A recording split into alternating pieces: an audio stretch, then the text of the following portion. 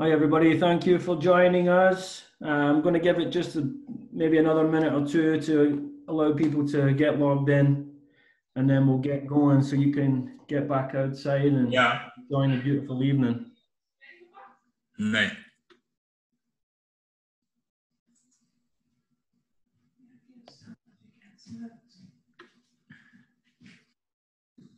Brian Hazy zit er ook in.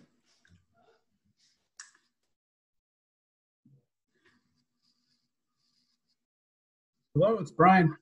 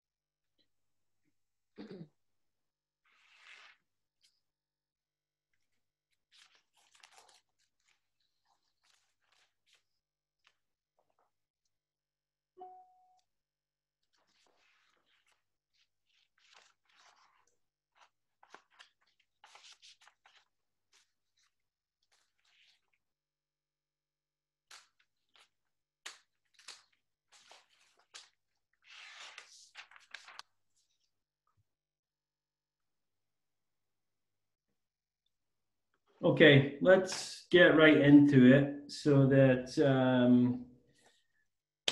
we can get you guys out and enjoy the evening. My name is Ross Moffat. I'm the Director of Player Development with Iowa Soccer, and a big part of my role, obviously, is overseeing the Olympic Development Program, the Iowa ODP program. So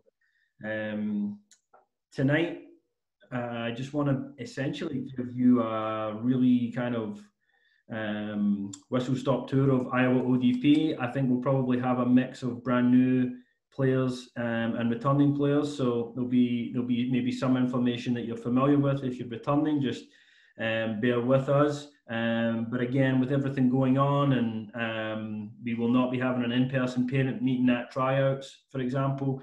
I just thought I'd take an opportunity to provide information for the upcoming cycle, for what we have planned for the actual ODP cycle, but also for tryouts upcoming this weekend. I'll try and answer some questions at the end. What I'll do is I'll give you my spiel as efficiently as possible, and then we'll take some questions in the question box if there are any. If there's a lot and we can't get through them, we'll park and lot it. I can give you a call tomorrow, whatever the case may be. This certainly does. This is not your only opportunity to learn about Iowa ODP. We'll be sending out written stuff. I'll be on site at tryouts.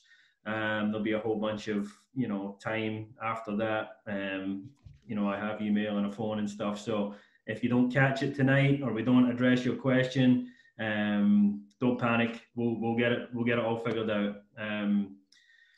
This meeting is for the 2006s and 2007 birth years. So your 14s and 15s, which we call a development phase of our pathway. Let me jump right into it. There might be some brand new people on. If you could just make sure you're muted, which Zoom calls are like normal now, so I think everybody knows Zoom etiquette, but just make sure you're muted. You don't need to have your video on either. You're more than welcome to have the video on, but it's certainly not necessary for today's call. So the overall mission of Iowa Soccer, what is it? What are we trying to do? We really want to provide a program for those soccer crazy kids that just can't get enough of soccer. You could call them the more committed kids, the more competitive players, well, whatever it is, but really what it is, it's those kids that just want more. That's the players that we want to serve and look after. The program is designed to be supplemental to their club programming, probably even complementary might even be a better word, but certainly designed to make sure that we are coexisting with club programming and not in competition or conflicting. Do a lot of work with all of our DOCs and technical leaders across the state to make sure that we are as aligned as we possibly can be, and the players can enjoy both programs. For that reason, for example, Iowa ODP is a little heavier in the winter with our programming when they're doing a little bit less with their clubs. The goal is to supplement their development. Anytime you can get with other more competitive players, play with different players, learn from a different coach, change the environment a little bit, that's always going to be a positive, even when it's maybe even a little bit uncomfortable. That's always going to be a positive. We also try to add in some developmental layers that maybe you don't necessarily get at club. I'll dig a little bit deeper into those here in a couple of slides. And then after that, obviously, especially those of you that have a 2006 son or daughter, we're getting closer and closer. And the girls actually already into that college recruitment phase of their life, of their soccer life.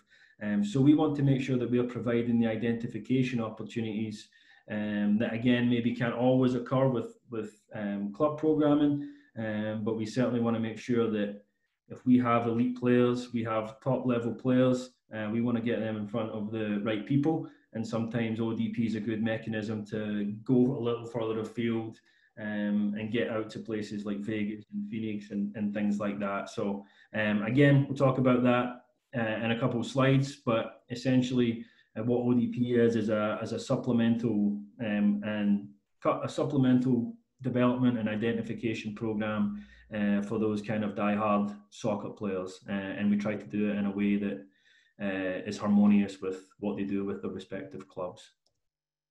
This is the pathway, and the big difference for everybody on this call, for those of you that are returning, we've made a decision to move the 2007s, so our U14s and U15s will now be training groups that are comprised of players from across the entire state. So as you know, before they were competing regionally. The East Side players were competing with the East Side players, Central players competing with the Central players, along with some players from the West Side and the Central mix. But we've decided the 2006s were always going to move into a statewide training, but in order to really turn the screw and bump the level up to much more kind of a much more competitive environment, the players will now be competing to be part of a training pool against all the other players from across the state. So that's a little bit. We won't do that with the youngest age groups, but so that's going to be the biggest difference for you guys. Obviously, that means that being selected is more difficult. We just feel at some point that we have to get all of the talent together so that we can go to places like Vegas, like Phoenix, go across the country and really compete at a very, very high level. So being selected this time around compared to in the past will definitely feel a little more difficult. And that's not a bad thing by any stretch of the imagination. But we know the clubs are doing things almost year round, and we want to make sure that we are still serving the players and providing those development and identification opportunities for those most competitive players. So that's going to be a bigger difference. As you move into the performance phase, that will continue to be statewide, 16s, 17s, 18s. The difference there being the showcase events and things like that become much more prominent. At U15 boys and U14 boys, we're not going to send you to a college showcase in Vegas right now. It would maybe be fun. Maybe some of the mums and dads want to go to Vegas, but certainly from a soccer perspective, the coaches are not looking at that age quite yet. The U15 girls, we were planning on taking our 05s to Vegas and Phoenix last year. We end up not going because of the COVID situation, but the college recruitment phase is getting earlier and earlier for the girls' side. So we'll make sure that we are affording them the opportunities. So that's the pathway piece. What's going to happen in ODP? Those of you that are returning will be familiar. A big part of it is the in-person training. We will train throughout the year, most prominently in the winter, but we'll maybe do once a month in fall and the spring. But again, it's difficult when they're very busy, especially those once they get into the high school in the spring. But we will then go much heavier in the winter. We have time locked in at TBK and also at the brand new Recplex in West Des Moines, which are the two world-class facilities that we have in Iowa right now. The Recplex opens on January 1st. Similar sort of environment as TBK without the arcade and all that stuff, but from a soccer perspective again. So we'll train there. We'll also train at a couple other places to supplement. Those will be our two key places that we train throughout the winter. And then in terms of what we actually do when we get to training, this is the part where I get excited, so I'm going to make sure I keep this short. But we believe that when they get an opportunity, the players get an opportunity to train with the other committed, most competitive players, we need to really use that team setting to challenge them cognitively. So everything is player-centered, everything's based on team principles to really challenge them intellectually. So they won't show up and do like a fitness session or do a technical session where they're doing toe taps and stuff like that. They can do that in their own time. Everything we do is within the actual team training is reality based and should feel like a game. And then as a coaching staff, we look to insert ourselves and coach within that context. So again, I could talk about that stuff all day, and maybe at some point we'll do another Zoom, but that's kind of the idea behind our philosophy and methodology when we get onto the actual fields. So in addition to actually training in person, honestly, the COVID-19 stuff actually opened my eyes into how much more we could actually be doing for the ODP program in a virtual sense. There was a lot of ideas that were just born out of necessity to engage the players when they were stuck in their houses through April and May. So I'm excited to integrate those layers into our actual ODP program. But just some examples really quickly of some things that we do to supplement regular team training. The first picture there on the left is our goalkeepers, or not our goalkeepers, but it's a picture of a goalkeeper training session. Last year, we really upped the ante on what we do for our goalkeepers. So if you're the goalkeeper of if you're the parent of a goalkeeper, we will have a fully comprehensive goalkeeper-specific program that runs, in conjunction with team training. So the goalkeeper staff are coming back. We have a plan for that. We're excited to serve those guys again. The response from the goalkeepers last cycle was just unbelievable. And it's like, wow, they want more and more and more. So we want to make sure we give them it. The next picture is Katie Naughton sitting with one of our age groups in the classroom. Katie Naughton's a professional player with the Houston Dash. Actually, they just won the NWSL Cup. Katie was playing in that, which is pretty cool, but that's just a picture of her visiting with one of our ODP groups. I think it's our 08 girls. But, just an example of another way that we might try to engage the players. The next one's the 07 boys in kind of a classroom setting, going through some tactical scenarios. So we'll try to supplement the learning, the team training in person with things like this, and also with the Techni app, which if you're returning, you'll be very familiar with it. Techni is an app on the smartphone which empowers the players to train in their own time at home, which honestly was a bit of a godsend come April and May. But that you will be provided that for free if you're selected to be part of our training pool. And the goal there is that the players are working on ball mastery and technical development at home in their own time, so that when they come to team training, whether it be ODP or with their clubs, they can be more focused on the cognitive side of the game. And we're not spending a whole lot of time kicking the ball back and forth off a wall when we're in a team context. We want to make sure we get all the value we can out of the team situation. So that's part of the goal with Techni. The other piece is there's leaderboards and the age groups can compete against each other, and some of them get really into it. So it's kind of cool. Okay, I just wanted to provide a snapshot, if you will, of everything that's entailed. I won't go through everything in too much detail, but I already mentioned team training and Techni. I also mentioned that I had a bit of an epiphany that we can do so much more for the players in this kind of setting.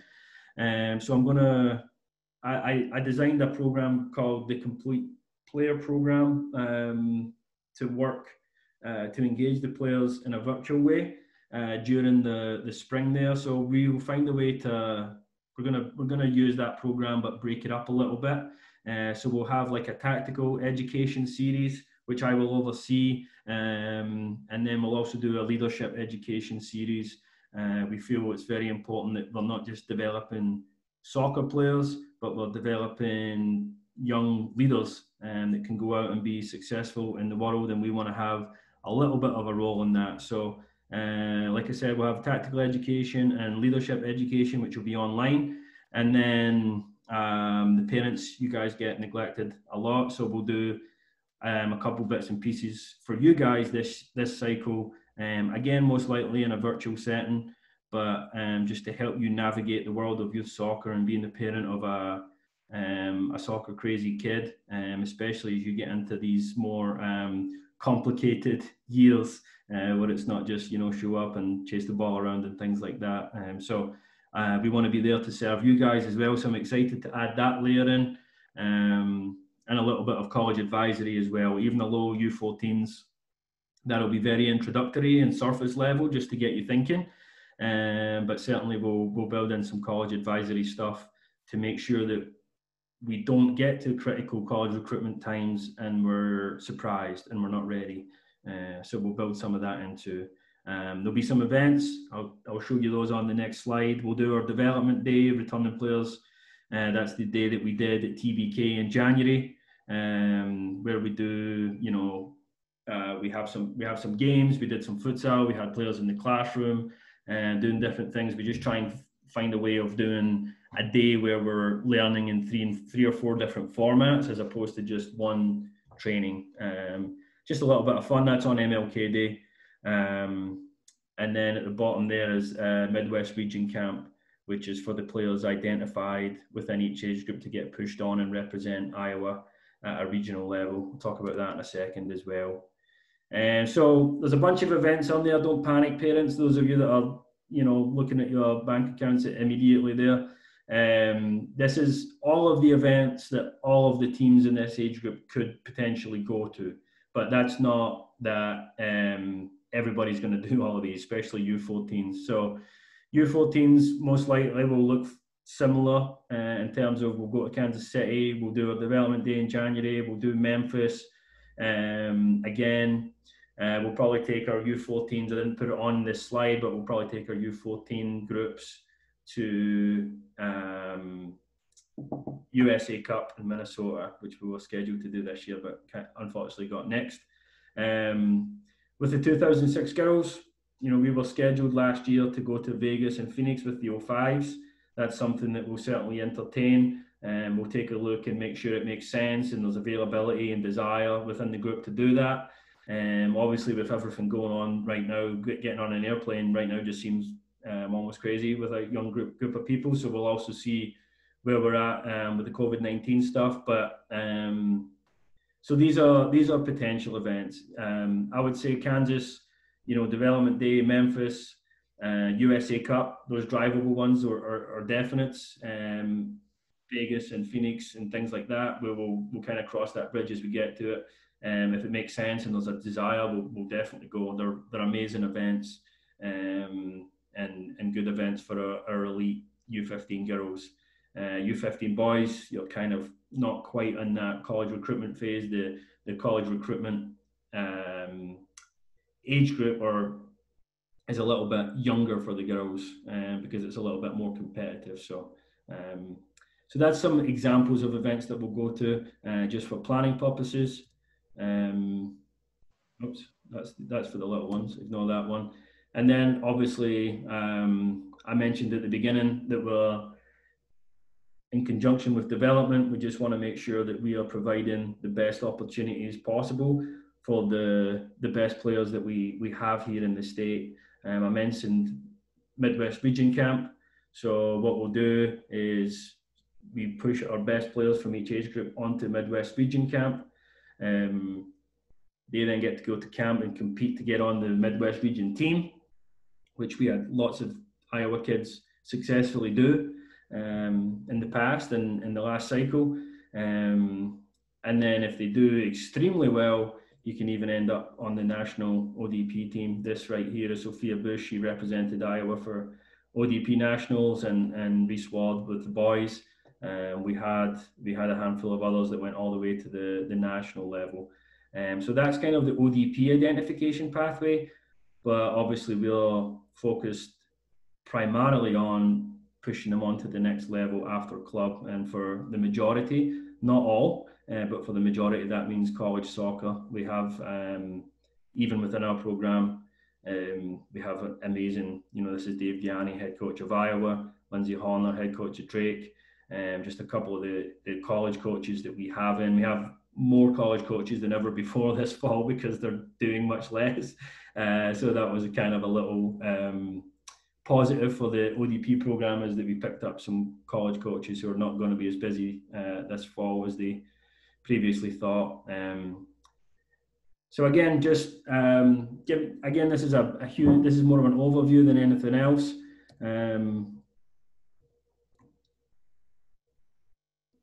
Tryouts are this week. This is actually some players that went through the Iowa ODP pathway and are currently playing professionally. Again, just to show that the pathway, it is there, it can happen, it's possible. This is Whitney Lewis, who we had actually do a virtual call Q&A with the players. So did Elvira, actually. Some of the players may have been on with Whitney and Elvira that came through. Well, it's Whitney playing for Ajax over in Holland. This is Elvira representing Bosnia full international team. This is Meg Brandt, who recently graduated out of club programming and signed for the Houston Dash. So, I'm not obviously saying if you're an ODP, you're going to be a professional. That's not the case at all. These are special players, but at the same time, just a little example of how the pathway does work. And then also there's just countless college players graduating every single year. So it would be foolish to say that they did that because of ODP, but I'm pretty sure, and I know all of these three on the screen, for example, would say that there was an element that ODP helped them on their journey. So tryouts is this weekend. for those of you that are returning, it's you know the deal. It's going to look a little bit different this year. I used to like to have a lot of age groups show up at the same time and make it feel like a little bit of an event. Obviously, with everything going on right now, having hundreds of people congregating at a concession stand is not wise. So the teams will be in one team at a time this year. That's just to make traffic flow efficient, make it easy, make sure we don't have groups of people standing together, things like that. So this year will very much be arrive, check in, go to your field, play, be evaluated by your coaching staff, and then get out of there. So it's going to be pretty straightforward. I mentioned before we won't have the in-person parent meeting for the same reasons. It's partly why I'm doing the meeting, virtually this evening. So that's the deal there. And then after that, we'll turn it around. Training pool invites will go out on September 2nd. And those of you that are returning know the deal. All you need to do at that point is accept or not accept, as the case may be. Cost is $200 for the year for the training pool fee. That does not include the events. And so the coaches will probably select 25 to 35 players for each training pool, essentially depending on the quality and quantity of player that's out there at the weekend. But the onus is then on the players to make it into the 18 to go and represent Iowa at these different events. So again, we feel at some point we got to turn the screw a little bit and have a little bit of, create a little bit of a competitive cauldron and have them really compete to earn it. So for those that are selected and available for the events, the event fees are then added on. So you've got a $200 training pool fee, which includes, technique. It includes all that stuff that was on the that little list that I provided earlier, all of the online stuff, goalkeeper training, the leadership stuff, the parent stuff, all of that. That's all part of the training pool. The only additional cost is if you're available and selected for an event.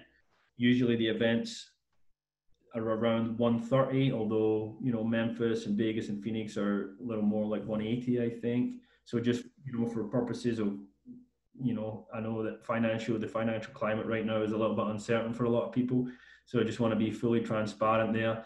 And then the other piece is uniforms. Unfortunately, we're at the end of a 2-year uniform cycle, so we'll have to purchase new uniforms this year. I went on soccer.com just to see.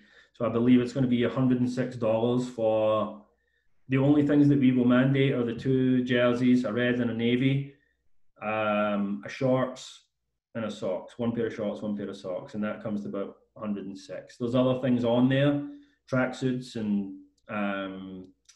backpacks and stuff like that. But the only thing that you need to get or required to get are the actual game uniforms, and those also duplicate as training attire. The tryout schedule's on there. I think I initially had 3:30 to 5 for the 06s, but just looking at the numbers, there's a lot of players. I'm going to add that. I'm going to increase that to 5:30 just to give us the full 2-hour time slot. So if you're a parent of a U15 player, it'll most likely be a 5:30 end time rather than 5. And again, that's just to make sure we get the evaluation time that we need, given that there's the popularity of the tryouts. The numbers are where they always are, which I thought they might be down a little bit, but it's really fantastic to see how high the numbers are. I think the players are just desperate to get on the field and play, to be honest.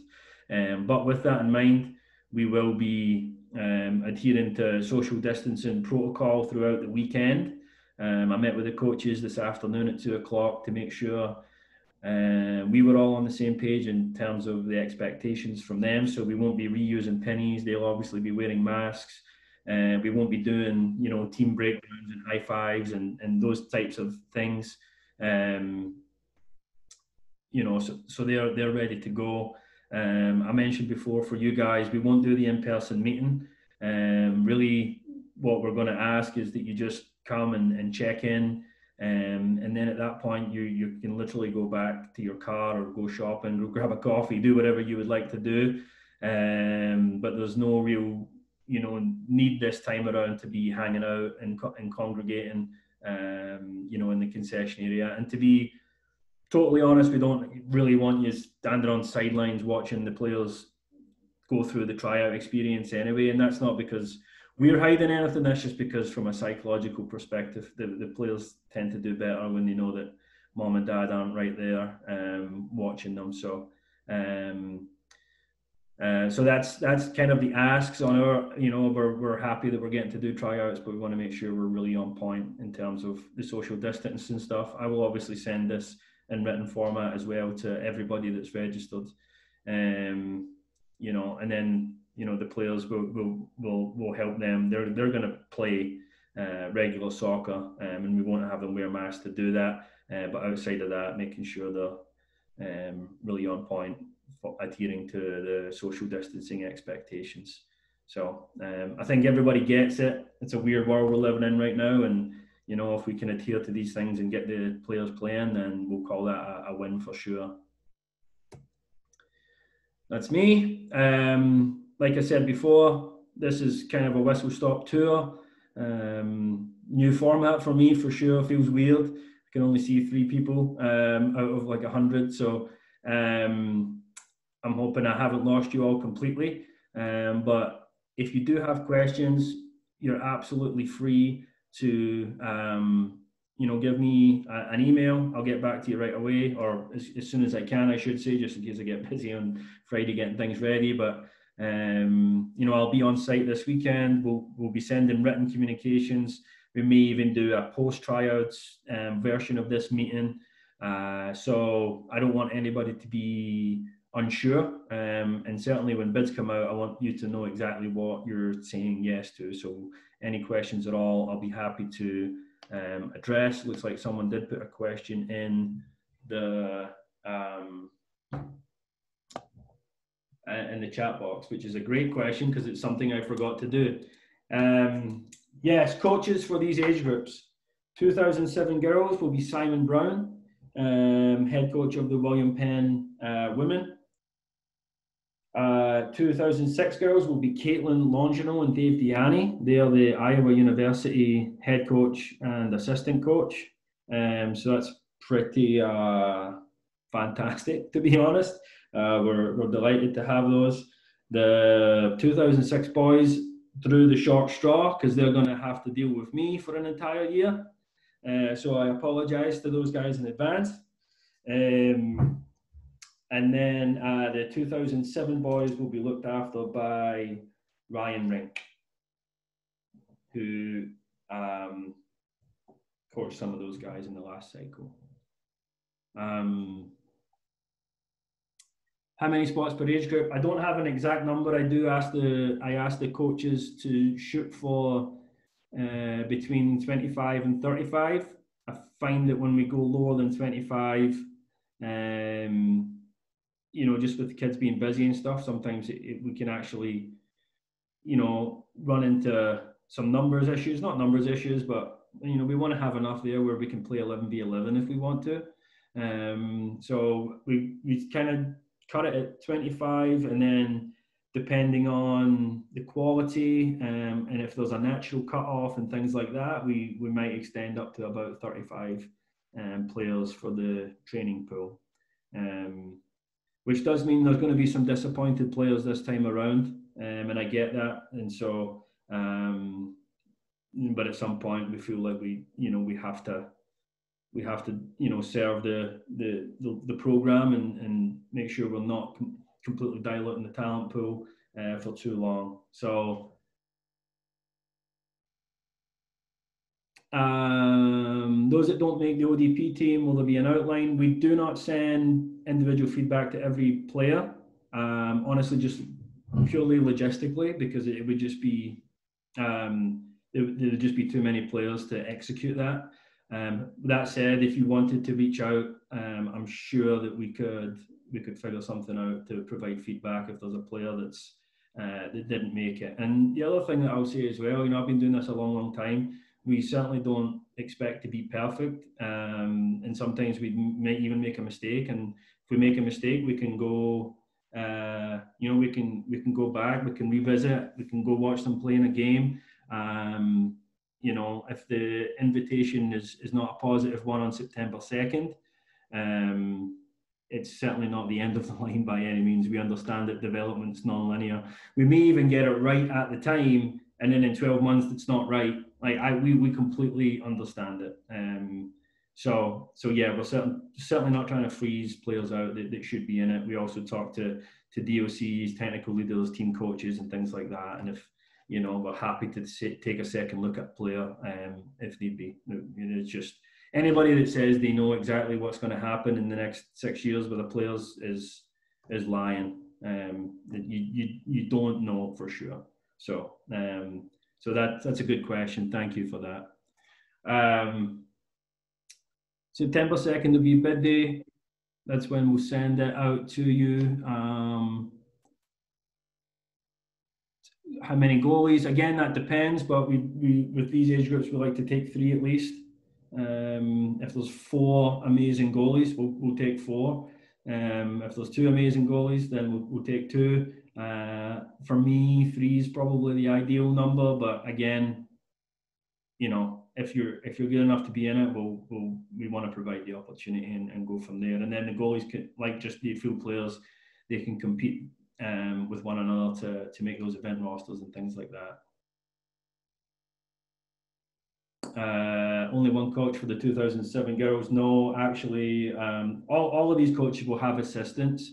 And for the 2007 girls specifically, it's Sarah Brandt, who is actually the sister of, I don't know, there she is. It's actually Meg on the right. It's actually her sister.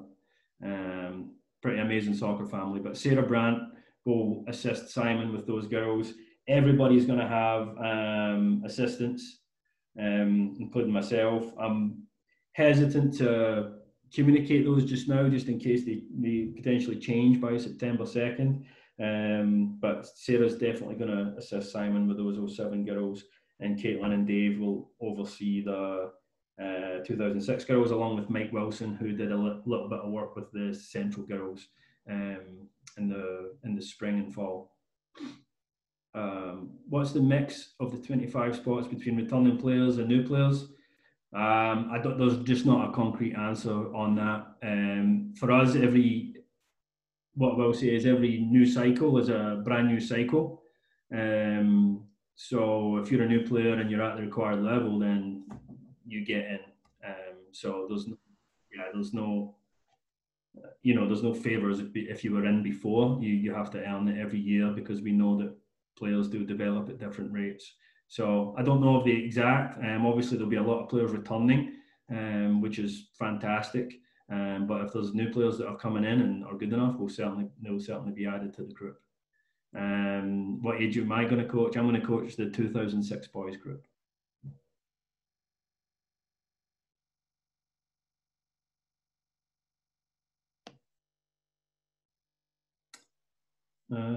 Great questions, you guys. Thank you so much. I think that might be about it. But like I said, let me see if I can just get this back on. Hopefully my email's back on there. Honestly, just send me an email. I'll get back to you. You can reach out and we'll connect. I'll be at the fields. We can connect then. More than happy to help, and you certainly won't be expected to make any decisions until you've got all the information that you need.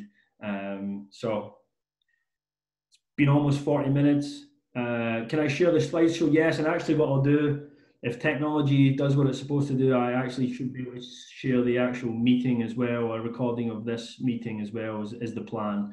So I can share both the slideshow and the recording of this meeting. Thank you so much. Okay, great. I think we're almost on 40 minutes, which is a long time on a beautiful Iowa evening. So I appreciate you guys. I'll see you this weekend. If you have questions, reach out. Otherwise, take care. Be safe. We'll see you soon.